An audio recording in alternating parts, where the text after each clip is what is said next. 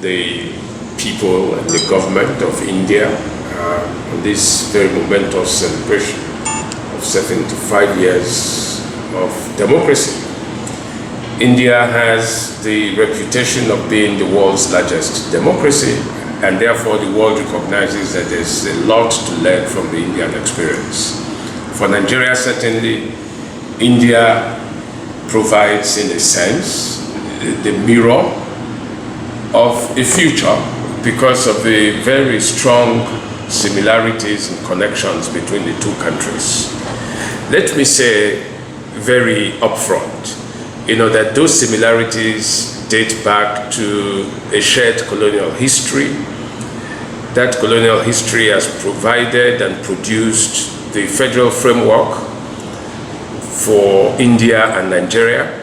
And that federal framework was the British recipe, if you like, its formula for holding together its colonies of large size with huge diversities. And I think Nigeria and India share a lot in that respect. For scholars of federalism, we always like to talk about the differentiation between aggregative federalism, which is the American model of formerly independent countries coming together to have a union, and disaggregative federal systems, which begin from unitary foundations and then get disaggregated, as it were, for purposes of federalism. That's something that Nigeria shares in common with India.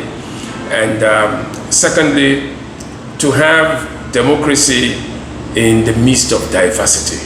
That is a huge, huge challenge. I think that federalism has worked in very wonderful ways in both countries. The major difference in Nigeria, and I like to put it in a very dramatic, form, is to ask the question: would Nigeria's democracy have been anywhere near what India has enjoyed if Nigeria did not have military intervention? So in a sense, from a methodological point of view, the major difference between Nigeria and India, all things being equal and all other variables being held constant, would be the military presence in Nigeria that India did not have.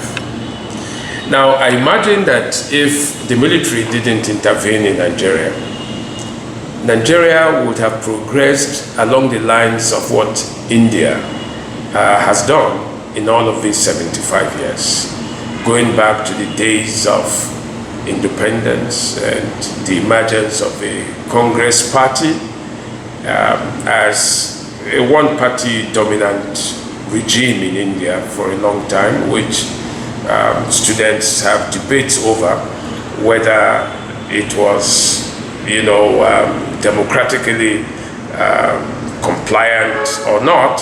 But the point is that the foundations were laid and they have been very strong since then.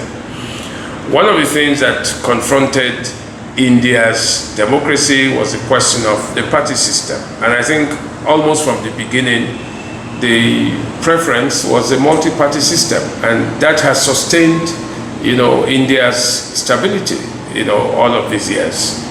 The party system has also been some kind of intermediation between India's diversity and India's social and national cohesion. So in a sense, the parties have articulated those differences in a most democratically progressive manner. And that has made it possible for India to, I think, do very well in the area of political accommodation of difference. In Nigeria, we look at the Indian situation, especially its multi-layer federalism and the panchayati system especially, that has produced layers of local governance, and that's very adaptive. We also know that India had issues of how to properly delineate the boundaries of its constituent states. In 1965 in India, there was a commission that was set up to look at the feasibility of the ethno-linguistic criterion, for creating states. And I think that has continued to be top on the burner in that country, just as it has been in Nigeria. I think that the economics of the political regimes has also been very helpful in India. That's one of the lessons that I think that countries like Nigeria would have to learn. India has done very well emerging from largely agrarian circumstances to becoming an industrialized nation. And I think nothing demonstrates this better than the experience that the whole world has gone through under COVID-19 and how India has managed to cope with the exceeding challenges that the pandemic has brought throughout the whole world. It is significant that at a point the United States of America itself had to rely on the pharmaceutical industry in India to see ways in which the pandemic could be addressed.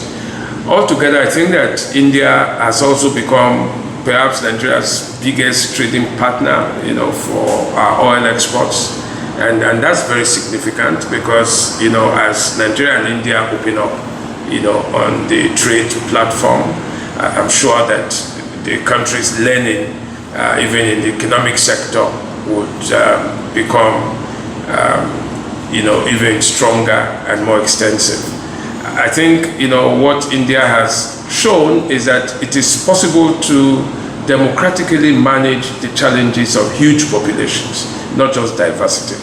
And it has done so because, of its adapted technology, because of its innovative systems and so on. So in congratulating India at 75 years of democracy, from the Nigerian Institute of International Affairs, we like to believe that there's sufficient room for the two countries to continue to work together.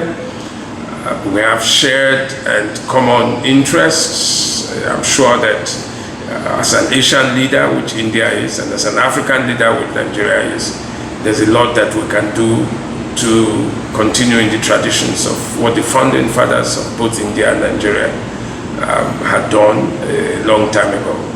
So congratulations, India, at 75 of your democracy. We wish you all the very best. We pray that India would continue to lead the world as the largest democracy and remain a stable, united, prosperous country. Thank you.